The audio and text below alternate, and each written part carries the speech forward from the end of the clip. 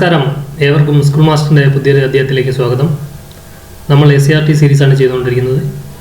SCRT 5ാം class അടിസ്ഥാന ശാസ്ത്ര വിഭാഗത്തിലെ 2ാമത്തെ അധ്യായം ജീവജലം എന്ന പാഠഭാഗത്തെ ഇന്ന് വിശദമായി ഒന്ന് നോക്കാം. ജലം എത്രത്തോളം നമ്മുടെ ജീവിതത്തെ സ്വാധീനിക്കുന്നുണ്ട്, ജലത്തിൻ്റെ പ്രാധാന്യം, അവയുടെ സവിശേഷതകൾ, അവ എങ്ങനെ നമ്മുടെ ജീവിതത്തിൽ നമ്മളെ സഹായിക്കുന്നു എന്നിവയും ഈ കാലത്ത് സ്വീകരിക്കേണ്ട ജലസംരക്ഷണ മാർഗങ്ങളും ജലമലിനീകരണ നിയന്ത്രണ മാർഗങ്ങളും എല്ലാം ഉൾക്കൊള്ളിച്ച പാഠഭാഗമാണിത്. ഇത്തരം കാര്യങ്ങൾ വിശദമായി നമുക്കൊന്ന് പരിശോധിക്കാം. പ്രധാനമായും 10 പഠന നേട്ടങ്ങളാണ് ഈ പാഠഭാഗത്ത് ഉൾക്കൊള്ളിച്ചിരിക്കുന്നത്. ഏവർക്കും അറിയാവുന്ന ഇത്തരം പഠന നേട്ടങ്ങൾ വളരെ എളുപ്പത്തിൽ റിവേഴ്സ് മെത്തേഡ് രീതിയിൽ നമുക്ക് സ്വായത്തമാക്കാം. ജീവജലം എന്ന പഠനഭാഗത്ത് ഇത്തരത്തിലുള്ള പ്രധാനപ്പെട്ട 10 പഠന നേട്ടങ്ങളും അത്തരം 10 പഠന നിഗമനത്തിൽ എങ്ങനെയാണ് എത്തിച്ചേർന്നതെന്നും ആണ് വിശദമായി ഇവിടെ പരിശോധിക്കാൻ പോകുന്നത്. ഒന്നാമത്തെ പഠന നേട്ടം ജലത്തിൻ്റെ സവിശേഷതകൾ, ഉപയോഗപ്പെടുത്തുന്ന സന്ദർഭങ്ങൾ. രണ്ടാമത്തെ പഠന നേട്ടം അലിയുന്നവയും അലിയാത്തവയും, ജലത്തിൽ അലിയുന്നവയും ജലത്തിൽ അലിയാത്തവയും. മൂന്നാമത്തത് ജലവിധാനം, വാട്ടർ ലെവലിനെ കുറിച്ചാണ് പറഞ്ഞിരിക്കുന്നത്. നാലാമത്തത് മുങ്ങുന്നവയും പൊങ്ങുന്നവയും, ജലത്തിൽ മുങ്ങിക്കിടക്കുന്നത് എന്തൊക്കെയാണ്, ജലത്തിൽ പൊങ്ങിക്കിടക്കുന്നത് എന്തൊക്കെയാണ്. ഒരു ജലം അല്ലെങ്കിൽ ദ്രാവക സാധനങ്ങളെ എങ്ങനെ അളക്കാം എന്നതിനെ കുറിച്ചാണ് 5ാമത്തെ പോയിന്റായി പറഞ്ഞിരിക്കുന്നത്. ആറാമത് ഭൂമിയിലെ ജലസമ്പത്ത് എത്ര ശതമാനമുണ്ട്, അതിൽ എത്ര ശതമാനം ശുദ്ധജലമാണ്, നമുക്ക് ഉപയോഗപ്പെടുത്താവുന്നത് എത്രയാണ് എന്നിവയെക്കുറിച്ച് പ്രതിപാദിച്ചിരിക്കുന്നു. 7ാമത്തെ ടോപ്പിക്കാകട്ടെ മഴയുണ്ടാകുന്നത് എങ്ങനെ എന്നത് വിശദമായി നൽകിയിരിക്കുന്നു. 8ാമത്തതോ ജലമലിനീകരണം, ജലമലിനീകരണം എങ്ങനെയാണ് സംഭവിക്കുന്നത്, അവയെ എങ്ങനെ നമുക്ക് ചെറുത്തു തോൽപ്പിക്കാം എന്നതും 8ാമത്തെ പാഠവിഭാഗത്തിൽ നമുക്ക് പരിശോധിക്കാവുന്നു. 9ാമത്തെ ടോപ്പിക്ക് ജലസംരക്ഷണ മാർഗങ്ങളാണ്. എത്തരത്തിൽ നമ്മൾ ഇന്ന് പെയ്തുകൊണ്ടിരിക്കുന്ന മഴവെള്ളം അത് നഷ്ടപ്പെട്ടു പോകാതെ എങ്ങനെ സംരക്ഷിച്ച് വെക്കാം എന്ന മാർഗങ്ങളാണ് 9ാമത്തെ വിഭാഗത്തിൽ ഉൾപ്പെടുത്തിയിരിക്കുന്നത്. 10ാമത്തത് വെള്ളം വിനയാകുമ്പോൾ എത്തരത്തിലാണ് മഴ അധികമായി ഉണ്ടാകുന്ന വെള്ളപ്പൊക്കം, മണ്ണിടിച്ചിൽ, കുന്നിടിച്ചിൽ എന്നിവ കൊണ്ട് ഉണ്ടാകുന്ന വിനകൾ എന്തൊക്കെയാണെന്നാണ് 10ാമത്തെ വിഭാഗത്തിൽ വിശദമായി നോക്കുന്നത്. നമുക്ക് ഇത്തരം 10 പാഠഭാഗങ്ങളാണ് ഈ ജീവജലം എന്ന ടോപ്പിക്കിൽ പഠിക്കാനുള്ളത്. ഓരോ ടോപ്പിക്കും എടുത്ത് വിശദമായി ചർച്ച ചെയ്ത് റിവേഴ്സ് മെത്തേഡിലൂടെ നമുക്ക് കടക്കാം. ഒന്നാമത്തെ നിഗമനം, ജലത്തിൻ്റെ വിവിധ ഉപയോഗങ്ങൾക്ക് സഹായകമായ സവിശേഷതകൾ കണ്ടെത്തി വിശദീകരിക്കാനും പട്ടികപ്പെടുത്താനും കഴിഞ്ഞു. രണ്ടാമത്തെ നിഗമനം, ജലത്തിൻ്റെ സവിശേഷതകളുമായി ബന്ധപ്പെട്ട പരീക്ഷണങ്ങൾ കൃത്യതയോടെയും സൂക്ഷ്മതയോടെയും ചെയ്യാൻ കഴിഞ്ഞു. അപ്പോൾ ഒന്നാമത്തെ ഭാഗത്ത് നമ്മൾ പഠിക്കാൻ പോകുന്നത് ജലത്തിൻ്റെ സവിശേഷതകൾ. എന്തൊക്കെയാണ് ജലത്തിൻ്റെ സവിശേഷതകൾ? അത്തരം ജലത്തിൻ്റെ സവിശേഷതകൾ നമ്മൾ നിത്യജീവിതത്തിലും നമുക്ക് ഉപകാരപ്രദമാകുന്ന രീതിയിലും എങ്ങനെ പ്രയോജനപ്പെടുത്താം, അതാണ് ഒന്നാമത്തെ ടോപ്പിക്. സവിശേഷതകൾ, ആ സവിശേഷതകൾ നമുക്ക് പ്രയോജനപ്പെടുത്തുന്ന സന്ദർഭം നോക്കാം വിശദം. എന്തെല്ലാമാണ് ജലത്തിൻ്റെ സവിശേഷതകൾ? ശുദ്ധജലത്തിന് നിറമുണ്ടോ, മണമുണ്ടോ, രുചിയുണ്ടോ? ഇല്ലല്ലേ. എന്തെല്ലാമാണ് ഇത്തരം സവിശേഷതകളെന്ന് നമുക്ക് പരിശോധിച്ചാലോ. സവിശേഷതകൾ, വസ്തുക്കളെ ലയിപ്പിക്കുന്നു. എന്തൊക്കെയാണ് ഇതിൻ്റെ ഉപയോഗപ്പെടുത്തുന്ന സന്ദർഭങ്ങൾ? പാനീയങ്ങളിൽ മധുരം ചേർക്കാൻ ഉപയോഗിക്കുന്നു. പഞ്ചസാര ലായനി, പഞ്ചസാര വെള്ളം നമ്മൾ കലക്കുകയാണെങ്കിൽ അതിൽ മധുരം കലക്കുമ്പോൾ ജലത്തിലേക്ക് പഞ്ചസാര ഇട്ട് കലക്കുകയാണ് ചെയ്യുന്നത്. അപ്പോൾ പഞ്ചസാര അതിൽ ലയിച്ച് ചേരുകയാണ് ചെയ്യുന്നത്. അത്തരം സന്ദർഭമാണ് വസ്തുക്കളെ ലയിപ്പിച്ചെടുക്കുന്നതായിട്ട് ജലത്തിൻ്റെ ഒന്നാമത്തെ സവിശേഷത. വസ്ത്രങ്ങൾ അലക്കാൻ ജലം ഉപയോഗിക്കുന്നുണ്ട്. അത്തരത്തിൽ അലക്കുമ്പോൾ എന്താണ് സംഭവിക്കുന്നത്? വസ്ത്രത്തിൽ അടങ്ങിയിരിക്കുന്ന ചളി, ചേറ് എന്നിവ ജലത്തിലേക്ക് അലിഞ്ഞു ചേരുകയും വസ്ത്രത്തിൽ നിന്ന് വിട്ടുമാറുകയാണ് ചെയ്യുന്നത്. മോരിൽ ചേർക്കുന്നു. മോരിൽ നമ്മൾ ജലം ചേർക്കുമ്പോൾ എന്താ ചെയ്യുന്നത്? നല്ല കട്ടിയുള്ള മോര് ജലം ചേർത്ത് ലയിപ്പിക്കുന്നതോടുകൂടി കുറച്ച് നേർത്ത് വരികയാണ് ചെയ്യുന്നത്. അത്തരത്തിൽ വസ്തുക്കളെ ലയിപ്പിക്കാനുള്ള കഴിവ് ജലത്തിൻ്റെ ഒന്നാമത്തെ സവിശേഷതയാണ്. രണ്ടാമത്തെ സവിശേഷത എന്താണെന്ന് നോക്കാം. ഒഴുകുന്നു. അതെ, നമുക്കെല്ലാം അറിയാം, ഒരു നദി ഒഴുകി വരുന്നു. നദിയിൽ എന്താണല്ലോ ജലമാണ്.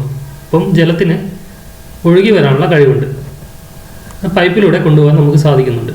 അപ്പോൾ ടാങ്കിൽ മുകളിൽ വെള്ളം നിറച്ച് വെച്ചാൽ അത് വിവിധ പൈപ്പുകളിലൂടെ ആക്കിയിട്ട് നമുക്ക് വിവിധ സ്ഥലങ്ങളിലേക്ക് എത്തിക്കാൻ സാധിക്കുന്നുണ്ട്. ഒഴുകി വരുന്ന നദിയെ തടഞ്ഞു വെച്ച് നമുക്ക് വൈദ്യുതി ഉണ്ടാക്കാനും സാധിക്കുന്നുണ്ട്. അപ്പം ജലം ഒഴുകുന്നുണ്ട് എന്നത് ജലത്തിൻ്റെ ഒരു സവിശേഷതയാണ്. അത്തരം സവിശേഷതകൾ എങ്ങനെയാണ് പ്രയോജനപ്പെടുത്തുന്നത്, നമ്മുടെ നിത്യജീവിതത്തിലേക്ക് അതെങ്ങനെയാണ് അത് മാറ്റിക്കൊണ്ടുവരുന്നതാണ് നമ്മൾ ശ്രദ്ധിക്കുന്നത്. താപം വഹിക്കാൻ കഴിയുന്നുണ്ട്. അതെ, ജലം പാകം ചെയ്യുമ്പോൾ ജലം ചൂട് വലിച്ചെടുക്കുകയും നമ്മൾ ചായയൊക്കെ കുടിക്കുമ്പോൾ സംഭവിക്കുന്നതാണ് തന്നെ. അപ്പം ജലത്തിന് താപം വഹിക്കാനുള്ള കഴിവുണ്ട്. അതായത് കുളിക്കാൻ വേണ്ടി നമ്മൾ ചൂടുവെള്ളം ഉപയോഗിക്കുന്നുണ്ട്. അപ്പോൾ എങ്ങനെയാണ് അത് ജലത്തിന് താപം വലിച്ചെടുക്കാനുള്ള കഴിവുള്ളതുകൊണ്ടാണ്. ജലത്തിന് നിശ്ചിത ആകൃതി ഉണ്ടോ? ഇല്ല.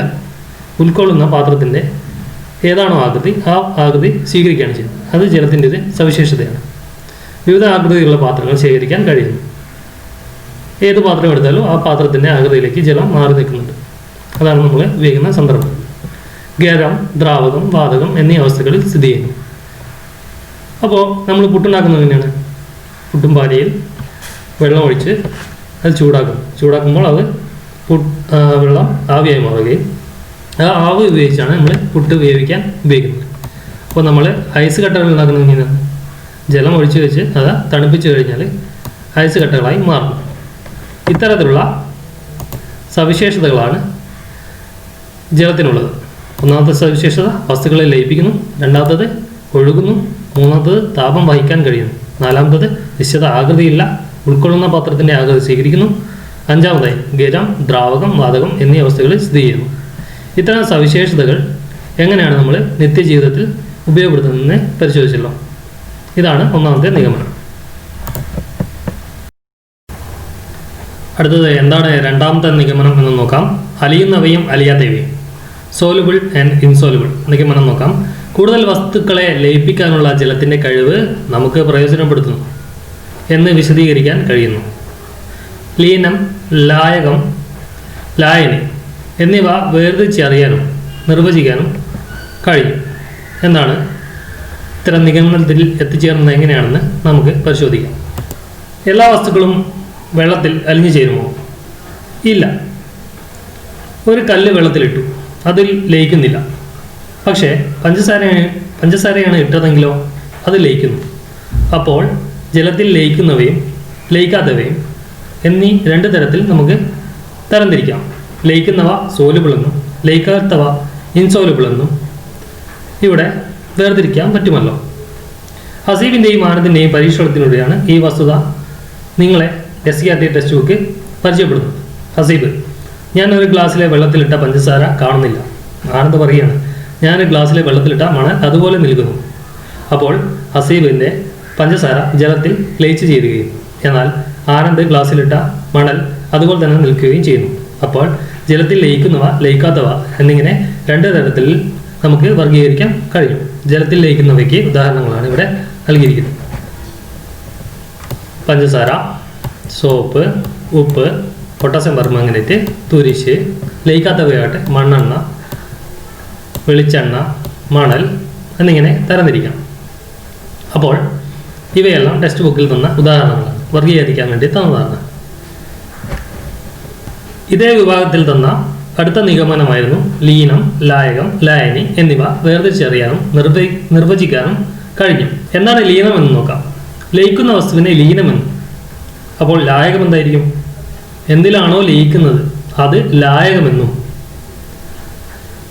അടുത്തത് ലായനി എന്താണെന്ന് നോക്കാം. ലീനം ലായകത്തിൽ ലയിച്ചുണ്ടാകുന്നതാണ് ലായനി. അപ്പോൾ ഇതിൻ്റെ ഇംഗ്ലീഷ് വാക്ക് കൂടി പഠിച്ചു വെക്കേണ്ടതാണ്. ലീനം സൊല്യൂട്ട്, ലായകം സോൾവെന്റ്, ലായനി സൊല്യൂഷൻ. അപ്പോൾ ഇതൊരു ഉദാഹരണം വെച്ച് നോക്കിയാൽ നമുക്ക് പെട്ടെന്ന് മനസ്സിലാക്കിയെടുക്കാം. പഞ്ചസാര വെള്ളം. അപ്പോൾ ലായനി എന്താണ്? പഞ്ചസാര വെള്ളമാണ്. അതിൽ എന്താണ് ലീനം?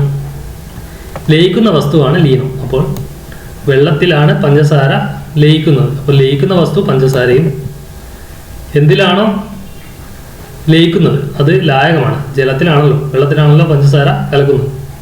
അപ്പോൾ ജലം ലായകവും. അപ്പോൾ ഉപ്പ് വെള്ളത്തിൽ എന്താണ്? ഉപ്പ് വെള്ളം എന്നത് ഒരു ലായനിയാണ്. അതിലെ ലീനം ഉപ്പ് ആകുന്നു, ലായകം വെള്ളമാകുന്നു. സോഡ വെള്ളം. അപ്പോൾ നമ്മൾ സോഡ പൊട്ടിച്ച് നോക്കുമ്പോൾ എന്താണ് സംഭവിക്കുന്നത്? സോഡയിൽ നിന്ന് ചെറു കുമിളകൾ മുകളിലോട്ട് വരുന്നത് കാണാം. അപ്പോൾ ഖരാവസ്ഥയിലുള്ള വസ്തുക്കൾ മാത്രമല്ല ജലത്തിൽ ലയിക്കുന്നത് എന്ന് ഇതിൽ നിന്ന് മനസ്സിലാക്കാം. കാർബൺ ഡൈ ഓക്സൈഡ് എന്നതാണ് കുമിള രൂപത്തിൽ സോഡ പൊട്ടിക്കുമ്പോൾ മുകളിലേക്ക് പൊന്തി വരുന്നത്.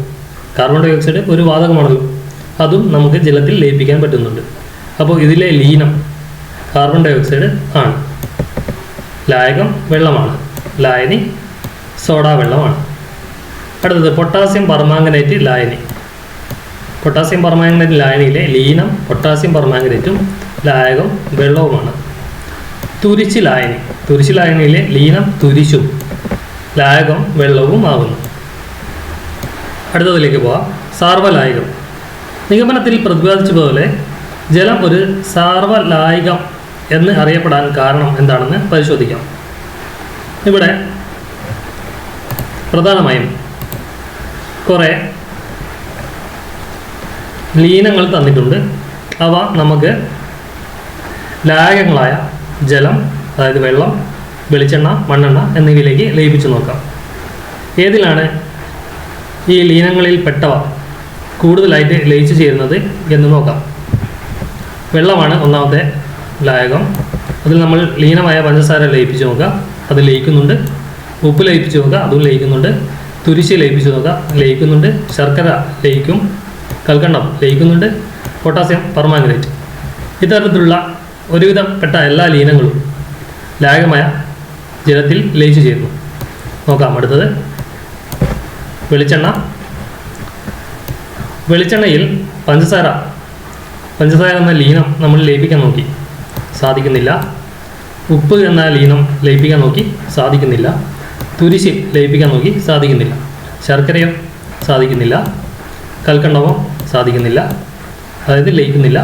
Potassium permanganate ലയിക്കുന്നില്ല. അപ്പോൾ ചക്ക വിളഞ്ഞീരാണെങ്കിൽ വെളിച്ചെണ്ണ ഉപയോഗിച്ചിട്ടാണെങ്കിൽ അത് ലയിച്ച് ചേരും. അടുത്തത് മണ്ണെണ്ണ പരിശോധിക്കാം. മണ്ണെണ്ണയിൽ പഞ്ചസാര ലയിക്കുന്നുണ്ടോ? ഇല്ല. ഉപ്പ് ലയിക്കുന്നുണ്ടോ? ഇല്ല. തുരിശ് ലയിക്കുന്നില്ല. ശർക്കര ലയിക്കുന്നില്ല. കൽക്കണ്ടം ലയിക്കുന്നില്ല. Potassium permanganate ലയിക്കുന്നില്ല. ഒരുപക്ഷെ പെയിൻ്റ് ആണെങ്കിലോ മണ്ണെണ്ണ ചേർത്ത് ലയിക്കുന്നുണ്ട്. അപ്പോൾ ഈ വിശദീകരണത്തിൽ നിന്ന് നമുക്ക് മനസ്സിലാക്കാം, ഏറ്റവും കൂടുതൽ ലീനങ്ങൾ ജലമെന്ന ലായകത്തിലാണ് അലിഞ്ഞു ചേരുന്നത്. കണ്ടോ, ഇവിടെ തന്നെ പരിശോധിക്കാം. ഇത്രയും ലീനം ജലത്തിൽ ലയിച്ചു ചേരുന്നു. അപ്പോൾ ഇതൊരു വസ്തുതയാണ്. ജലത്തെ നമ്മൾ യൂണിവേഴ്സൽ സോൾവെൻറ്റ്, സാർവലായകം എന്ന് വിശേഷിപ്പിക്കാൻ കാരണം കൂടുതൽ വസ്തുക്കളെ ലയിപ്പിക്കുന്ന ഒരു ലായകമാണ് ജലം. അതുകൊണ്ട് ജലത്തെ സാർവലായകം അല്ലെങ്കിൽ യൂണിവേഴ്സൽ സോൾവെൻറ്റ് എന്ന് വിശേഷിപ്പിക്കാം. ഇതൊരു ഇമ്പോർട്ടൻ്റ് പോയിൻ്റാണ്. മൂന്നാമത്തെ നിഗമനമാണ് ജലവിധാനം. Water level. എന്താണ് വാട്ടർ ലെവൽ എന്നതാണ് പരിചയപ്പെടുത്താൻ പോകുന്നത്. ജലവിധാനം എന്ന ആശയവുമായി ബന്ധപ്പെട്ട പരീക്ഷണങ്ങൾ രൂപകൽപ്പന ചെയ്യാനും ഉപകരണങ്ങൾ നിർമ്മിക്കാനും കഴിഞ്ഞു. ജലവിധാനം എന്താണെന്ന് പറഞ്ഞാൽ വാട്ടർ ലെവലാണ്. അതെങ്ങനെയാണ് നമ്മൾ പരീക്ഷണത്തിലൂടെ മനസ്സിലാക്കിയെന്നാണ് നോക്കുക. ജലവിധാനം പാലിക്കുന്നു എന്നാണ് ഇതിൻ്റെ നിഗമനം. നോക്കാം, നമുക്ക് ഈ പരീക്ഷണം ചെയ്തു നോക്കാം.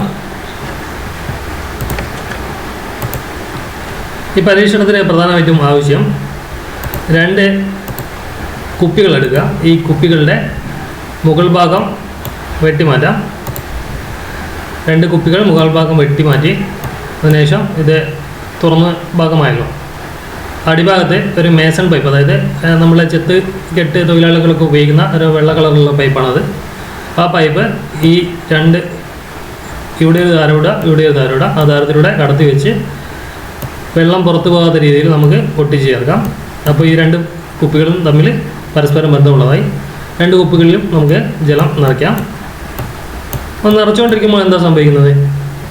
ഒരു കുപ്പിയിൽ നിന്ന് വെള്ളം നിറച്ചുകൊണ്ടിരിക്കുകയാണ്. അപ്പോൾ ഈ പൈപ്പിലൂടെ തന്നെ ഇവിടെ വരും. അപ്പോൾ ഇത് ഒരേപോലെയായിരിക്കും നിറഞ്ഞുകൊണ്ടിരിക്കുക, ഒരേ വാട്ടർ ലെവലായിട്ട് നിറഞ്ഞുകൊണ്ട് വരും. അപ്പം അടുത്തത്, ഒരു കുപ്പിയിൽ നിന്ന് അല്പം വെള്ളം നീക്കം ചെയ്യും, മറ്റേ കുപ്പിയിലെ ജലനിരപ്പിന് മാറ്റം വരുന്നുണ്ട്. അപ്പോൾ ഇത് നിറയ്ക്കുന്നതിന് തന്നെ നമുക്ക് മനസ്സിലായി ഇത് ഒരേ രീതിയിലാണ് രണ്ട് കുപ്പിയിലും വെള്ളം നിറഞ്ഞ് വരുന്നതെന്ന്. അപ്പോൾ ഒരു കുപ്പിയിൽ നിന്ന് ജലം നീക്കം ചെയ്താൽ അതിൻ്റെ എഫക്റ്റ്, അതിൻ്റെ പരിണിതഫലം മറ്റേ കുപ്പിയിലും നമുക്ക് ഉണ്ടാകുന്നതാണ്. ഇനി അടുത്തതായിട്ട് ഇവിടെ ഒരു ചോദ്യം ചോദിച്ചിരിക്കുന്നത്, ഒരു കുപ്പിയിൽ കുറച്ച് മണൽ ഇടുമ്പോൾ ജലവിധാനത്തിൽ എന്ത് മാറ്റമാണ് സംഭവിക്കുന്നത്? അപ്പോൾ ഒന്നാമത്തെ കുപ്പിയിൽ നമ്മൾ കുറച്ച് മണലിട്ട് നോക്കുകയാണ്. ഇവിടെ നമ്മൾ കുറച്ച് മണലിട്ട് ഫില്ല് ചെയ്ത്, അപ്പോൾ ഇവിടെയുള്ള ജലം കുറച്ചുകൂടി മേലോട്ട്, ഈ ലെവലിൽ നിന്ന് കുറച്ചുകൂടി മേലോട്ടേക്ക് വരും അല്ലേ, വരും. ഇവിടത്തേക്ക് മാറ്റമൊന്നും ഉണ്ടാവില്ല. ഇനി മണൽ അല്പാൽപമായി സ്പൂൺ ഉപയോഗിച്ച് കോരി കളയാണ്. ഈ മണൽ അല്പാൽപമായിട്ട് കോരി മാറ്റി തീരെ മണലില്ലാത്ത അവസ്ഥയും. അപ്പോൾ ഇതിൻ്റെ ജലവിധാനം വീണ്ടും ഒരേപോലെയായി മാറുന്നു. അപ്പോൾ ഇതിൻ്റെ ജലം താഴ്ന്ന് ഇതേ ലെവലിലേക്ക് എത്തും. അതാണ് ഈ ചോദ്യത്തിന് ഉത്തരമായിട്ട് നമുക്ക് കിട്ടുന്നത്. അടുത്തത്, നമ്മളിങ്ങനത്തെ കുറേ കുപ്പികൾ എടുത്ത്, ഒരു കുപ്പി, 2 കുപ്പി, 3 കുപ്പി, ഇങ്ങനെ നമ്മൾ കണക്ട് ചെയ്യാണ്, പൈപ്പ് ഉപയോഗിച്ച് കണക്ട് ചെയ്ത്. ഇപ്പോൾ ഇതിലെല്ലാം ജലമുണ്ട്. അപ്പോൾ ഇതിൻ്റെ എല്ലാം ജലവിധാനം ഒരേപോലെ തന്നെയായിരിക്കുന്നതാണ് നമുക്കിവിടെ മനസ്സിലാക്കാൻ സാധിച്ചത്. അപ്പോൾ നമ്മൾ ഇവിടുന്ന് നമ്മൾ കുറേ ജലം പുറത്തേക്ക് എടുക്കുകയാണ്. അപ്പോൾ എന്ത് സംഭവിക്കും? ഈ കിണറിനെ മാത്രം, ഈ കുപ്പിയെ മാത്രമാണോ ബാധിക്കുക? അല്ലല്ലോ. ഇതെല്ലാം ജലവിധാനം, വാട്ടർ ലെവൽ പാലിക്കുന്നുണ്ട് എന്നാണല്ലോ പറയുന്നത്. അപ്പോൾ ഇവിടെ നിന്ന് മാറ്റുന്ന നേരം ഇവിടെയും കുറയും. ഇപ്പോൾ ഈ നിഗമനമാണ് പറയുന്നത്, വ്യാവസായിക ആവശ്യങ്ങൾക്കും വിൽപ്പനയ്ക്കുമായി വൻതോതിൽ വെള്ളം ശേഖരിക്കുമ്പോൾ ഭൂഗർഭ ജലവിധാനം താഴ്ന്നതിനാൽ സമീപത്തെ കിണറുകൾക്കും ജലവിധാനം കുറയാനിട വരുന്നു. അപ്പോൾ ഇത് മനസ്സിലായോ? എല്ലാം പരസ്പരം ഒരേപോലെ തന്നെയാണ്. ഉള്ളിലുള്ള ഭൂഗർഭ ജലം എന്ന് പറഞ്ഞാൽ ഇങ്ങനെ പൈപ്പ് ഉപയോഗിച്ച് കണ്ടിയതൊന്നല്ലല്ലോ, എല്ലാവർക്കും ഒരേപോലെ ഉള്ളതല്ലേ. അപ്പോൾ ഒരുത്തേനും നമ്മൾ കൂടുതലായിട്ട് എടുക്കുന്ന നേരം അത് മറ്റുള്ള ആൾക്കാരുടെ കിണറുകളിലും ഒരുത്തേയും ബാധിക്കുന്നുണ്ട്. ഇതാണ് ജലവിധാനം അല്ലെങ്കിൽ വാട്ടർ ലെവൽ എന്ന പരീക്ഷണത്തിലൂടെ ചെയ്ത് കുട്ടികൾക്ക് മനസ്സിലാക്കാനുള്ള കാര്യം. എല്ലാവർക്കും മനസ്സിലായെന്ന് കരുതുന്നു. അടുത്ത ടോപ്പിക്കിലേക്ക് പോകാമല്ലോ. അടുത്തത് 4ാമത്തെ നിയമനമാണ് മുങ്ങുന്നവയും പൊങ്ങുന്നവയും. വെള്ളത്തിൽ പൊങ്ങിക്കിടക്കാനുള്ള ചില വസ്തുക്കളുടെ സവിശേഷതയെ നാം പ്രയോജനപ്പെടുത്തുന്ന ചില സന്ദർഭങ്ങൾക്ക് ഉദാഹരണങ്ങൾ നൽകാൻ കഴിഞ്ഞു. ഇത്തരം പാഠഭാഗത്തിലെ ഈ മുങ്ങുന്നവയും പൊങ്ങുന്നവയും എന്ന ടോപ്പിക്ക് മുബഷിറയുടെ ഒരു പരീക്ഷണത്തോടെയാണ് നിങ്ങളെ പരിചയപ്പെടുത്തുന്നത്. മുബഷിറ ഒരു മരക്കഷ്ണം വെള്ളത്തിലിട്ട് പൊങ്ങിക്കിടക്കുന്നതിനെ കുറിച്ച് പ്രതിപാദിക്കുന്നുണ്ട്. അത്തരത്തിൽ നമുക്ക് കൈവശമുള്ള പല വസ്തുക്കളും നമുക്ക് വെള്ളത്തിലിട്ട് നോക്കാം. അവയിലേതൊക്കെയാണ് മുങ്ങിക്കിടക്കുന്നത് എന്ന് പരീക്ഷിച്ച് ഈ പട്ടികയിൽ രേഖപ്പെടുത്തുകയാണ് വേണ്ടത്. മുബഷിറ പരീക്ഷിച്ച പോലെ നമുക്ക് ഒരു മരക്കഷ്ണം വെള്ളത്തിലിട്ട് നോക്കാം. മരക്കഷ്ണം വെള്ളത്തിൽ പൊങ്ങിക്കിടക്കുകയാണ് ചെയ്യുന്നത്. അപ്പോൾ മരക്കഷ്ണം എന്നിവ ജലത്തിൽ പൊങ്ങിക്കിടക്കുന്നു. പ്ലാസ്റ്റിക് കൊണ്ടുള്ള എന്തെങ്കിലും നിർമ്മിച്ച വസ്തുവാണെങ്കിൽ അത് നമുക്കിട്ട് നോക്കിയാൽ അത് മിക്കവാറും പൊങ്ങിക്കിടക്കുന്നതായി നമുക്ക് ശ്രദ്ധയിലുണ്ട്. ഒരു ചോക്കാണ് ഇട്ട് നോക്കിയതെങ്കിലോ ചോക്ക് താഴ്ന്നു പോകുന്നു. താക്കോലാണെങ്കിലോ അതും താഴ്ന്നു പോകുന്നു.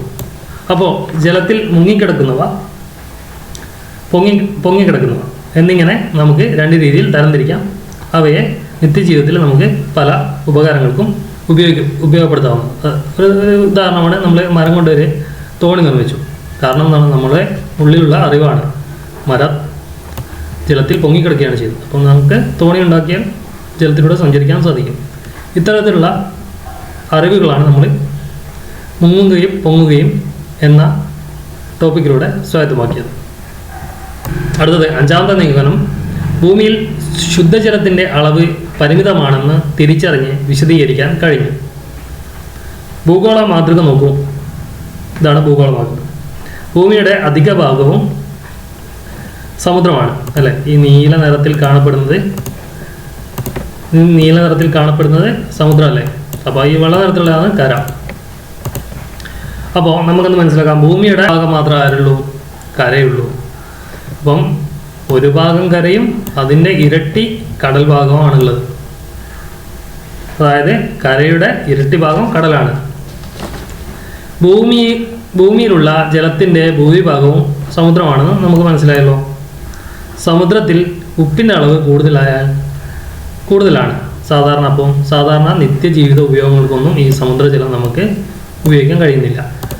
സമുദ്രമായി 3 ഭാഗമുള്ളത് സമുദ്രജലമാണ്. സമുദ്രജലത്തിൽ ഉപ്പിൻ്റെ അംശം വളരെ അധികമാണ്. 2/3 ഭാഗമുള്ളത് സമുദ്രജലം. ഇത് ഒരു ഭാഗമാണ്. അപ്പോൾ ഏകദേശം ഇരട്ടി തന്നെ ഭാഗം കടലാണ്. ഇതിൽ ഉപ്പ് ജലമാണ്. ഉപ്പെന്ന ലവണത്തിന് കൂടുതലാണ്. അപ്പോൾ നമുക്കതധികം ശുദ്ധജല ആവശ്യത്തിന് ഏറ്റവും ഉപയോഗിക്കാൻ പറ്റത്തില്ല. അപ്പോൾ ആകെ ഒരു ഭാഗമാണ് എന്തുള്ളൂ, ശുദ്ധജലം. കിണറുകൾ, കുളങ്ങൾ, തടാകങ്ങൾ, പുഴകൾ തുടങ്ങിയാണ് ശുദ്ധ സ്രോതസ്സുകളായിട്ട് നമുക്ക് പരിഗണിക്കാൻ പറ്റുന്നത്. അപ്പോൾ ശുദ്ധജലം ഉള്ളത് ആകെ 3.5% മാത്രമാണ്. അതിൻ്റെ സ്രോതസ്സുകൾ ഏതൊക്കെയാണ്? കിണറുകൾ, കുളങ്ങൾ, തടാകങ്ങൾ, പുഴകൾ എന്നിവയൊക്കെയാണ്. പക്ഷെ സമുദ്രജലത്തിന് എന്താണ്? 96.5% നമ്മുടെ അടുത്തുള്ളത് സമുദ്രജലമാണ്. അപ്പം നമുക്ക് ജലം വളരെ ശ്രദ്ധിച്ച് ഉപയോഗിക്കേണ്ട ഒന്നാണെന്ന് ഈ കണക്ക് തന്നെ സൂചിപ്പിക്കുന്നുണ്ട്. അപ്പം കൂട്ടുകാരെല്ലാവരും ജലം ശ്രദ്ധിച്ച് ഉപയോഗിക്കുമെന്ന് വിശ്വസിക്കട്ടെ. അപ്പോൾ ദ്രാവക രൂപത്തിലുള്ള വസ്തുക്കളെ എങ്ങനെ അളക്കാം, ഹൗ ടു മെഷർ എന്നാണ് നോക്കുന്നത്. നമ്മളൊക്കെ റേഷൻ പീടികയിൽ പോയിട്ടുണ്ടാവും. അപ്പോൾ അവിടെ നിന്ന് നമുക്ക് മണ്ണെണ്ണ അളന്ന് തിട്ടപ്പെടുത്തി തരുന്നത് കാണാം. മണ്ണെണ്ണ ഒരു ദ്രാവക രൂപത്തിലുള്ള വസ്തുവാണല്ലോ. അതെങ്ങനെയാണ് അളന്ന് തിട്ടപ്പെടുത്തി തരുന്നത്? അതെ, അതിന് ഏകകമാണ് ലിറ്റർ. ദ്രാവകങ്ങൾ അളക്കുന്നതിനുള്ള ഏകകമാണ് ലിറ്റർ. കുറഞ്ഞ അളവിൽ ദ്രാവകങ്ങൾ അളക്കേണ്ടി വരുമ്പോൾ മില്ലി ലിറ്റർ എന്ന ഏകകവും ഉപയോഗിക്കുന്നുണ്ട്. അപ്പോൾ ചാർട്ട് പേപ്പർ ഉപയോഗിച്ചിട്ട് നമ്മൾ ടെക്സ്റ്റ് ബുക്കിൽ പറഞ്ഞൊരു പരീക്ഷണമാണിത്. ഒരു ചാർട്ട് പേപ്പർ ഉപയോഗിച്ചിട്ട് നമ്മളിങ്ങനെ കട്ട് ചെയ്തെടുത്താൽ 10 മീറ്റർ നീളം, 10 സെൻറ്റിമീറ്റർ വീതി, 10 സെൻറ്റിമീറ്റർ കനമുള്ളൊരു ബോക്സ് നമ്മൾ ഉണ്ടാക്കിയെടുത്താൽ അതിൻ്റെ ആകെയുള്ള ഉള്ളളവാണ് 1000 ഘന സെൻറ്റിമീറ്റർ അല്ലെങ്കിൽ സെൻറ്റിമീറ്റർ ക്യൂബ് എന്ന് പറയുന്നത്. അപ്പോൾ അതിൽ എത്രത്തോളം വെള്ളം കൊള്ളുന്നു പറഞ്ഞാൽ 1000 മില്ലി ലിറ്റർ അല്ലെങ്കിൽ 1 ലിറ്റർ ജലം അതിൽ കൊള്ളുന്നുണ്ടാവും. അപ്പോൾ നമ്മളെ ദ്രാവകങ്ങൾ അളക്കാനുള്ള ഏകമാണ് ലിറ്റർ. കുറഞ്ഞ അളവിൽ ദ്രാവകങ്ങൾ അളക്കാൻ വേണ്ടി ഉപയോഗിക്കുന്നതാണ് മില്ലി ലിറ്റർ. അപ്പോൾ ഇത് 1 ലിറ്ററിൻ്റെയാണ്, 1 ലിറ്റർ. അപ്പോൾ ഇത് കുറഞ്ഞ അളവാണ്. ഇത് 1/2 ലിറ്റർ അല്ലെങ്കിൽ എന്താ പറയുക 500 മില്ലി ലിറ്റർ. അപ്പോൾ ഇങ്ങനെയാണ് നമ്മൾ ദ്രാവക രൂപത്തിലുള്ള സാധനങ്ങൾ അളന്നെടുക്കാൻ ഉപയോഗിക്കുന്നത്. എല്ലാവർക്കും മനസ്സിലായെന്ന് കരുതുന്നു. അടുത്ത 7ാമത്തെ നിഗമനത്തിലേക്ക് പോവുകയാണ്. ജല പരിവൃത്തി ചിത്രീകരിക്കാനും ജീവജാലങ്ങൾക്ക് അത് എങ്ങനെ പ്രയോജനപ്പെടുത്തുന്നു എന്ന് വിശദമാക്കാനും കഴിയുന്നു. അതായത് മഴ ഉണ്ടാകുന്നത് എങ്ങനെയാണ്, അതിൽ എന്തൊക്കെയാണ് നടക്കുന്ന പ്രവർത്തനങ്ങൾ, അത് വിശദമാക്കുന്നതാണ് 7ാമത്തെ നിഗമനം. അപ്പോൾ നോക്കാം മഴ ഉണ്ടാകുന്നത് എങ്ങനെയാണെന്ന്. അതായത് വാട്ടർ സൈക്കിൾ എങ്ങനെയാണ്, ഒരു വാട്ടർ സൈക്കിൾ കംപ്ലീറ്റ് ചെയ്തിട്ടാണ് മഴയുണ്ടാകുന്നത് എങ്ങനെയാണെന്ന് നോക്കാം. അപ്പോൾ നമ്മളെ ജലാശയങ്ങൾ ധാരാളമായിട്ട് നമുക്ക് ചുറ്റും തന്നെയുണ്ട്. അത്തരം ജലാശയങ്ങളിൽ നിന്ന് സൂര്യപ്രകാശത്തിൻ്റെ ചൂടേറ്റിട്ട് ജലകണങ്ങൾ ബാഷ്പീകരിച്ച് മേഘങ്ങളായി മാറുന്നു. അതായത് സൂര്യപ്രകാശത്തിൻ്റെ ചൂടേറ്റ് ജലാശയത്തിലും മറ്റും കെട്ടി നിൽക്കുന്ന ജലങ്ങളൊക്കെ ബാഷ്പീകരിച്ച് മുകളിലോട്ട് പോയിട്ട് മേഘങ്ങളായി മാറും. ഇത്തരം മേഘങ്ങൾ പിന്നെ നമ്മൾ കാറ്റൊക്കെ അടിച്ചിട്ട് മേഘങ്ങൾ ഇങ്ങനെ സഞ്ചരിക്കുകയാണ്. നമ്മൾ കരയുടെ ഭാഗത്തേക്ക് സഞ്ചരിച്ച് ഇത്ര വലിയ വലിയ മലകളുണ്ടാവും. അതാണോ ഈ മലകൾ ആ മേഘത്തെ തടഞ്ഞു നിർത്തുകയാണ് ചെയ്യുന്നത്. പിന്നീട് ഈ മേഘങ്ങൾക്ക് തണുപ്പ് തട്ടിയിട്ട് അവ സാന്ദ്രീകരിച്ചിട്ട് അവ മഴയുടെ രൂപത്തിൽ നമുക്ക് ലഭ്യമാവുകയാണ് ചെയ്യുന്നത്. സാന്ദ്രീകരണം എന്നാണ് അതിൻ്റെ പ്രോസസ്സിൻ്റെ പേര്. ദ്രാവകങ്ങൾ ചൂടേറ്റ് ബാഷ്പമായി മാറുന്ന പ്രക്രിയയാണ് ബാഷ്പീകരണം. അപ്പോൾ നോക്കാം, നേരത്തെ സൈക്കിളിലേക്ക് മുഖം പോവാം. അപ്പോൾ ഇവിടെ കണ്ടോ, ഈ ദ്രാവകം ഇവിടെ കൊടുത്തിരിക്കുന്ന ജലാശയത്തിൽ തങ്ങി നിൽക്കുന്ന ദ്രാവകം ചൂടേറ്റ് മുകളിലോട്ട് പോകുന്ന പ്രോസസ്സില്ലേ, അതാണ് ബാഷ്പീകരണം. ബാഷ്പമായി മാറുന്ന പ്രോസസ്സിനെയാണ് ബാഷ്പീകരണം എന്ന് പറയുന്നത്. അപ്പോൾ അതിനുശേഷം എന്താ സംഭവിക്കുന്നത് ഞാൻ പറഞ്ഞു, കാറ്റേറ്റിട്ട് അത് കരയിലേക്ക് വന്ന് വലിയ വലിയ മലകളൊക്കെ തടഞ്ഞു നിർത്തുന്നു. അങ്ങനെ അതിനുശേഷം വാതകങ്ങൾ തണുക്കുമ്പോൾ ദ്രാവകമായി മാറുന്നതിനെ സാന്ദ്രീകരണം എന്നും പറയുന്നു. ദ്രാവകമായി മാറുന്നതിനെ സാന്ദ്രീകരണം എന്നും പറയുന്നു. അങ്ങനെ വെള്ളം നീരാവിയായി മാറുന്നത് ബാഷ്പീകരണത്തിലും, നീരാവി വെള്ളമായി മാറുന്നതിനെ സാന്ദ്രീകരണം എന്നും പറയുന്നു. അപ്പോൾ ഇങ്ങനെയാണ് മഴ പെയ്യുന്നത്. അപ്പോൾ ഇതിൻ്റെ ബാഷ്പീകരണത്തിൻ്റെ ഇംഗ്ലീഷ് വാക്കാണ് ഇവാപറേഷൻ. സാന്ദ്രീകരണത്തിൻ്റെ ഇംഗ്ലീഷ് വാക്കാണ് കണ്ടൻസേഷൻ.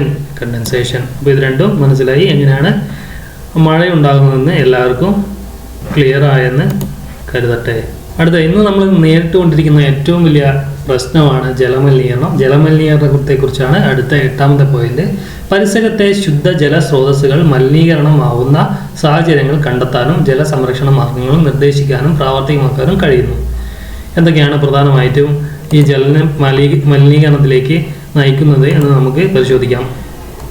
അപ്പോൾ ഇവിടെ കുറച്ച് പോയിന്റുകൾ കൊടുത്തിട്ടുണ്ട്. അവ ജലമലിനീകരണത്തിന് ഇടയാകുന്നുണ്ടോ ഇല്ലയോ എന്നാണ് SCRT ടെക്സ്റ്റ് ബുക്കിൽ വിദ്യാർത്ഥികൾക്കായി കൊടുത്ത ചോദ്യം. ഒന്നാമത്തെ ചോദ്യം നോക്കാം. പുഴകളിൽ വാഹനങ്ങൾ കഴുകുന്നതും കന്നുകാലികളെ കഴുകുന്നതും ശരിയാണോ? അത് മലിനീകരണത്തിന് ഇടയാക്കുന്നുണ്ടോ? തീർച്ചയായിട്ടും ഉണ്ട്. നമ്മളെ പുഴകളിൽ വാഹനം കഴുകുമ്പോൾ വാഹനത്തിൻ്റെ മുകളിലുള്ള അഴുക്ക്, കന്നുകാലികളെ കഴുകുമ്പോൾ കന്നുകാലികളുടെ ദേഹത്തുള്ള അഴുക്ക്, ഇവ എന്താണ് പുഴകളിലേക്ക് കലരുകയാണ് ചെയ്യുന്നത്. അപ്പോൾ അത് മലിനീകരണത്തിന് ഇടയാക്കുന്നുണ്ട്. അതെ, ഇത് മലിനീകരണത്തിന് ഇടയാക്കുന്നുണ്ട്. അപ്പോൾ രണ്ടാമത്തെ പോയിന്റ്, പ്ലാസ്റ്റിക് മാലിന്യങ്ങൾ ജലസ്രോതസ്സിലേക്ക് വലിച്ചെറിയുന്നു. നമുക്കറിയാം, പ്ലാസ്റ്റിക് കൊണ്ടുണ്ടാക്കിയ വസ്തുക്കളെല്ലാം ജീർണിക്കാൻ, മണ്ണിലേക്ക് ലയിച്ചു ചേരാൻ വർഷങ്ങളെടുക്കും. പോരാത്തതിന് ഇത്തരം പ്ലാസ്റ്റിക്കുകൾ ജലത്തിൽ പൊങ്ങിക്കിടക്കുന്നവയാണ്. അവ നമ്മുടെ ജലത്തെ മലിനീകരിക്കുന്നുണ്ട്. അതെ, അവ മലിനീകരിക്കുന്നുണ്ട്. അടുത്തത് മൂന്നാമത്തെ പോയിന്റിലേക്ക് പോവാം. മാംസ മാർക്കറ്റുകളിൽ നിന്നുള്ള മാലിന്യങ്ങൾ കലരുന്നു. അപ്പോൾ ചില മാംസ മാർക്കറ്റുകൾ ഇവയൊക്കെ നദി തീരത്തോ അല്ലെങ്കിൽ ഏതെങ്കിലും ഓടയോ ഓവുചാലോ, അതായത് ജലം ഒഴുകിയിട്ട് അവയുടെ അവസാനം നമ്മുടെ ജലസ്രോതസ്സുകളിലേക്ക് എത്തിക്കും. അപ്പോൾ ഇവയൊക്കെ മാലിന്യങ്ങളാണല്ലോ, വേസ്റ്റ് എന്ന് പറയും. ഇത് വേസ്റ്റ് ഡീകമ്പോസ് ചെയ്യുക, അതായത് മണ്ണിലേക്കോ ഇതിലേക്കൊക്കെ ലയിച്ച് ചേരാൻ തന്നെ കുറേ ദിവസങ്ങളെടുക്കും. പോരാത്തതിന് കുറേ കീടാണുക്കളും ബാക്ടീരിയകളൊക്കെ അതിൽ ഉണ്ടാവും. അത് ജലത്തിൽ പോയാൽ, നമ്മൾ ഉപയോഗിക്കുന്ന ജലത്തിലെത്തിപ്പെട്ടാൽ അത് മലിനമാകുക ചെയ്യും. അതെ, ഇതും മലിനീകരണത്തിന് ഇടയാക്കുന്നുണ്ട്. അടുത്തത് നാലാമത്തത്, വ്യവസായശാലകളിൽ നിന്നുള്ള മാലിന്യങ്ങൾ കലരുന്നു.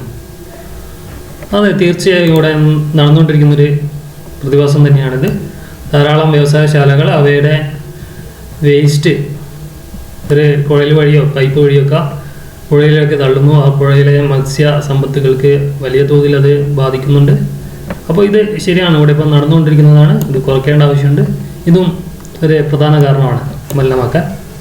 അടുത്തത് അഞ്ചാമത്തെ പോയിന്റ് നോക്കാം. കൃഷിയിടങ്ങളിൽ കീടനാശിനി തളിക്കുന്നു. കീടനാശിനി എന്തിനാണ്? ഇൻസെക്റ്റുകൾ, കൃമികീടങ്ങളെ നശിപ്പിക്കാൻ വേണ്ടിയാണ് ചെയ്യുന്നത്. അത് നമ്മുടെ മലിനീകരിക്കുകയും ചെയ്യുന്നുണ്ട്. അതെ, ഈ പോയിന്റും വളരെയധികം കീടനാശികളുടെ ഉപയോഗം വളരെയധികം ജലത്തെ നശീകരിക്കുന്നുണ്ട്. ഇതൊക്കെയാണ് പ്രധാനപ്പെട്ട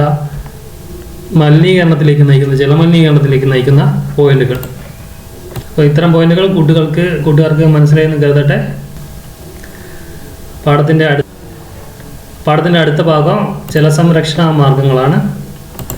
എന്തൊക്കെയാണ്? അപ്പോൾ ശുദ്ധജലം ആകെ കുറച്ച് ശതമാനമാണ് നമ്മളെ കയ്യിലുള്ളത്. 3.4 നമ്മളെ പക്കലുള്ളൂ, എല്ലാവർക്കും അറിയാം. അപ്പോൾ ഉള്ള ശുദ്ധജലത്തിനെ നമ്മൾ സംരക്ഷിച്ചേ പറ്റൂ. അതായത് വാട്ടർ കൺസർവേഷൻ മെത്തേഡ്, പലവിധ മാർഗങ്ങളിലൂടെ ഉള്ള ജലത്തെ നമ്മൾ മണ്ണിലേക്ക് പിടിച്ചു നിർത്തണം. അപ്പോൾ നമ്മളെ പ്രധാനപ്പെട്ട സ്രോതസ്സ് എന്ന് പറയുന്നത് മഴയാണല്ലോ. അപ്പോൾ മഴ പെയ്യുമ്പോൾ ആ മഴയെ പരമാവധി ഭൂഗർഭ ജലമാക്കി മാറ്റാൻ വേണ്ടി നമ്മൾ മഴക്കുഴി സ്വീകരിച്ചാൽ അത് വളരെ ഒരു നല്ല മെത്തേഡാണ്. റെയിൻ ഹാർവെസ്റ്റിംഗ് പിറ്റ് എന്നാണ് അതിന് ഇംഗ്ലീഷിൽ പറയുന്നത്. മഴക്കുഴി ഒരു പ്രധാന മെത്തേഡാണ്. കയ്യാല, അതായത് വയൽ പ്രദേശങ്ങളിലൊക്കെ നമ്മൾ ഇത്തരത്തിലുള്ള ഒരു മതിൽ കെട്ടി ഈ വെള്ളം, ഇവിടെ വരുന്ന വെള്ളത്തെ നമ്മൾ തടഞ്ഞു വെക്കുകയാണ് ചെയ്യുന്നത്. അപ്പോൾ ഇത് സാധാരണ ഭൂമി കുടിക്കുകയും അത് ഭൂഗർഭ ജലമായിട്ട് മാറുകയും ചെയ്യുന്നുണ്ട്. അപ്പം കയ്യാല ഒരു നല്ല മെത്തേഡാണ്. റെയിൻ വാട്ടർ സ്റ്റോറേജ് ടാങ്ക്, അതായത് നമ്മളെ വീട്ടിലൊക്കെ മഴ നല്ല രീതിയിൽ ലഭിക്കുന്ന പ്രദേശമാണ് കേരള. അപ്പം ഇവിടെ വീട്ടിൻ്റെ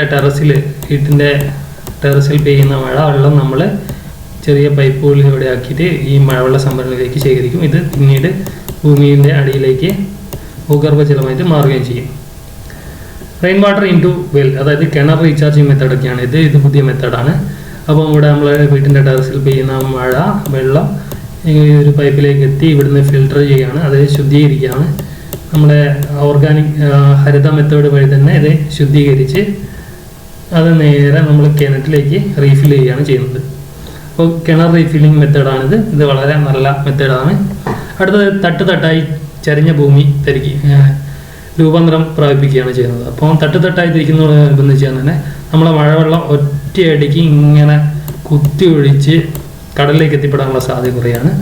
ഓരോ തട്ടിലും മഴവെള്ളം തങ്ങി നിന്ന് നമുക്കത് ശേഖരിച്ച് വെക്കാൻ പറ്റും. അപ്പോൾ ഇതും വളരെ നല്ല മെത്തേഡാണ്. തടമെടുക്കൽ, തെങ്ങിനൊക്കെ തടമെടുത്താൽ അതിന് ചുറ്റും ജലം ഇങ്ങനെ തങ്ങി നിൽക്കാനുള്ള സാധ്യതയുണ്ട്. അപ്പോൾ ഇത് സിൽവർ പോൾട്ടീൻ ജലസംഭരണിയാണ് ഈ മെത്തേഡ്. നമ്മളെ താർപ്പായ സിൽവർ പോൾട്ടീൻ വെച്ചിട്ട് നമ്മളൊരു കൃത്രിമ ജലാശയം നിർമ്മിക്കുകയാണ്. അങ്ങനെ അവിടെ നമുക്ക് ശുദ്ധജലം ശേഖരിച്ച് വെക്കാൻ പറ്റും. ഇത്രയും നല്ല നല്ല മാർഗങ്ങളുണ്ട്. ഇതൊക്കെ പ്രോത്സാഹിപ്പിക്കപ്പെടേണ്ട മാർഗങ്ങളുമാണ്. നമുക്ക് അടുത്ത ടോപ്പിക്കിലേക്ക് പോവാം. 10ാമത്തെയും അവസാനത്തെയും നിഗമനമാണിത്. മഴവെള്ളം വിനയാകുമ്പോൾ, ഇപ്പോൾ നമ്മൾ 2 പ്രളയത്തിൽ ജീവിച്ചിരിക്കുന്ന സമയമാണല്ലോ. മഴക്കാല ദുരന്തങ്ങൾ ഒഴിവാക്കാനുള്ള മുൻകരുതലുകൾ നിർദ്ദേശിക്കാൻ കഴിയും. എന്തൊക്കെയാണ് മഴക്കാല ദുരന്തങ്ങൾ എന്ന് നോക്കാം. വെള്ളപ്പൊക്കം, ഉരുൾപൊട്ടൽ, മരങ്ങൾ കടൽപ്പുഴകി വീഴൽ, കടൽക്ഷോഭം, കൃഷിനാശം, മണ്ണൊലിപ്പ്, മണ്ണിടിച്ചിൽ, വീടുകൾ കെട്ടിടങ്ങൾ തകരൽ, മഴക്കാല രോഗങ്ങൾ. ഇതെല്ലാം പ്രധാന മഴക്കാല ദുരന്തങ്ങളാണ്. ഇവ എങ്ങനെ ഒഴിവാക്കാം എന്ന് നമുക്ക് നോക്കാം. അപ്പോൾ നമുക്ക് ഒന്നാമത്തെ വെള്ളപ്പൊക്കം തന്നെ എടുക്കുക. വെള്ളപ്പൊക്കം നമുക്കറിയാം, വയൽ നികത്തൽ, താഴ്ന്ന പ്രദേശം മണ്ണിട്ട് നികത്തി. ഇപ്പം വെള്ളത്തിന് ഒരു സ്വാഭാവിക ഒഴുക്കുണ്ടായിരുന്നു, അതെല്ലാം നമ്മൾ തടസ്സപ്പെടുത്തുകയാണ് ചെയ്തത്. അത്തരം തടസ്സപ്പെടുത്തലിലൂടെ എന്തായി, വെള്ളത്തിന് അല്ലെങ്കിൽ നദിയിലേക്കോ അത് പിന്നീട് കടലിലേക്കോ എത്തിച്ചേരാനുള്ള സാഹചര്യം വളരെയധികം, നമുക്ക് ആവശ്യമായുള്ള ജലം കഴിഞ്ഞ് അധികം വരുന്ന ജലം ഒഴുകിക്കളയേണ്ടത് തന്നെയാണ്. അപ്പോൾ ഇതിനുള്ള സുഗമമായ പാത ഇന്ന് ഇല്ലാണ്ടായിരിക്കുകയാണ്. അപ്പം വയൽ നികത്തൽ, താഴ്ന്ന പ്രദേശങ്ങൾ മണ്ണിട്ട് നികത്തി വെള്ളത്തിൻ്റെ സ്വാഭാവിക ഒഴുക്ക് തടസ്സപ്പെടുത്തിയതാണ് വെള്ളപ്പൊക്കത്തിന് പ്രധാനമായി കാരണമാകുന്നത്. അടുത്തതാണ് ഉരുൾപൊട്ടൽ എന്ന് പറഞ്ഞാൽ അനധികൃത ഖനനം, മണ്ണെടുപ്പ്, വനനശീകരണം, അശാസ്ത്രീയമായ നിർമ്മാണം, മണ്ണിളക്കിയുള്ള കൃഷിരീതികൾ, ഇവയ്ക്കാണ് ഉരുൾപൊട്ടൽ എന്ന് പറയുന്നത്. ഉരുൾപൊട്ടുന്ന ഇത്തരത്തിലെ മണ്ണും ജലവും പാറക്കഷ്ണവും എല്ലാം കൂടി മേലേന്ന് ഒരു മലയുടെ മേലേന്ന് ഒഴുകി ഇങ്ങനെ താഴെ എത്തുകയാണ് ചെയ്യുന്നത്. അപ്പോൾ അതിനുള്ള പ്രധാന കാരണം എന്ന അനധികൃത ഖനനം, മണ്ണെടുപ്പ്, വനനശീകരണം, അശാസ്ത്രീയമായ നിർമ്മാണം, മണ്ണിളക്കിയുള്ള കൃഷിരീതികൾ, ഇവയ്ക്കാണ്. മരങ്ങളിൽ കടപുഴകി വീഴൽ, അത് ഒരു മണ്ണിളക്കിയുള്ള കൃഷിരീതി. അത്തരത്തിലുള്ള പ്രവർത്തനങ്ങളുടെ ഫലമായിട്ടാണ് മരങ്ങളിൽ കടപുഴകി വരുന്നത്. അശാസ്ത്രീയമായ കൃഷിരീതിയാണ് പ്രധാന കാരണം. അടുത്ത കടൽക്ഷോഭം നമ്മളാൽ ചെയ്യുന്നത് അതിന് ചേർന്നുള്ള അതിൻ്റെ കാഠിന്യം, കടൽക്ഷോഭത്തിൻ്റെ കാഠിന്യം കുറച്ചു കൊണ്ടുവരിക എന്നത് മാത്രമാണ് നമ്മൾ ചെയ്യാൻ കഴിയുന്നത്. അപ്പം മുന്നറിയിപ്പുകൾ അവഗണിച്ച് കടൽ തീരത്തോട് ചേർന്നുള്ള താമസവും അപകട കാഠിന്യം വർദ്ധിപ്പിക്കുന്നുണ്ട്. അപ്പോൾ ഇത് കുറയ്ക്കാൻ വേണ്ടി നമുക്ക് ചെയ്യാൻ പറ്റുന്നതെന്ന് കടൽ ഭിത്തി നിർമ്മിക്കാം, അല്ലെങ്കിൽ കണ്ടൽ ചെടികൾ നട്ടു വളർത്താം. ഇതൊക്കെയാണ് ചെയ്യാൻ പറ്റും. അടുത്ത കൃഷിനാശം എന്ന് പറഞ്ഞാൽ അത് വലിയൊരു തരത്തിൽ ഇവിടെ സംഭവിച്ചു വരുന്നതാണ്. അത് കാലം തെറ്റിയുള്ള മഴ, അത് പെട്ടെന്ന് പ്രവചിക്കാൻ പറ്റാത്ത മഴയൊക്കെ സംഭവിക്കും. അപ്പം നമുക്ക് കൃഷിനാശം സംഭവിക്കും. അപ്പം കൊയ്ത്ത് പെട്ടെന്ന് നടത്താത്തൊരവസ്ഥ, അതൊക്കെ വരുന്ന കൃഷിനാശം നമുക്ക് വ്യാപകമായിട്ട് നടക്കുന്നുണ്ട്. മണ്ണൊലിപ്പ്, അത് നേരത്തെ അശാസ്ത്രീയമായ കൃഷി രീതിയും അനധികൃത ഖനനവും മണ്ണെടുപ്പും വനങ്ങൾ വലിയ രീതിയിൽ വെട്ടി നശിപ്പിക്കുന്നതൊക്കെ മണ്ണൊലിപ്പിന് പ്രധാനമായിട്ട് കാരണമാകുന്നുണ്ട്. ഇതേ കാരണങ്ങൾ കൊണ്ട് തന്നെയാണ് മണ്ണിടിച്ചിലുണ്ടാകുന്നത്. വീടിനും കെട്ടിടങ്ങൾക്കും തകരാറ്, അതായത് നമ്മൾ പാടങ്ങളും നെൽവയലൊക്കെ നികത്തിയിട്ട് വീടുണ്ടാക്കിയിട്ട് അതിന് തകരാറുണ്ടാകുന്നത് അതൊക്കെ ഒഴിച്ചുകൂടാവുന്നതാണ്. ഇവിടുത്തെ മഴക്കാല രോഗങ്ങൾ, മഴ വെള്ളം പല സ്ഥലത്തും കെട്ടിക്കിടന്ന് അവയിലെ കൊതുകും അത്തരത്തിലുള്ള പലതും ഉണ്ടാകും. അപ്പോൾ അതിൽ നിന്നൊക്കെ പകരുന്ന മഴക്കാല രോഗങ്ങൾ, ഇതൊക്കെയാണ് വെള്ളം കൊണ്ടുണ്ടാകുന്ന വിനകളായിട്ട് പ്രധാനമായിട്ടും വരുന്നത്. അപ്പം ഇത്തരത്തിലുള്ള സാധ്യതകൾ വളരെയധികം തന്നെ ഈ അടുത്ത കാലത്തായിട്ട് നമ്മുടെ നാട്ടിൽ കണ്ടുവരുന്നുണ്ട്. അപ്പോൾ അതൊക്കെ ഒഴിവാക്കാനുള്ള മെത്തേഡുകൾ എല്ലാവരും സ്വീകരിക്കണം. ഇത്തരത്തിലുള്ള വനനശീകരണം, വയൽ നികത്തൽ, താഴ്ന്ന പ്രദേശങ്ങൾ മണ്ണിട്ട് നികത്തൽ, അനധികൃത ഖനനം, മണ്ണെടുപ്പ്, വനനശീകരണം, ഇതിനൊന്നും ഒരു തരത്തിലും ആരും പ്രോത്സാഹിപ്പിക്കില്ല എന്ന് കരുതട്ടെ. ഈ ക്ലാസ് എല്ലാവർക്കും ഉപകാരപ്പെട്ടു എന്ന് കരുതട്ടെ. Like, share and subscribe. Thank U.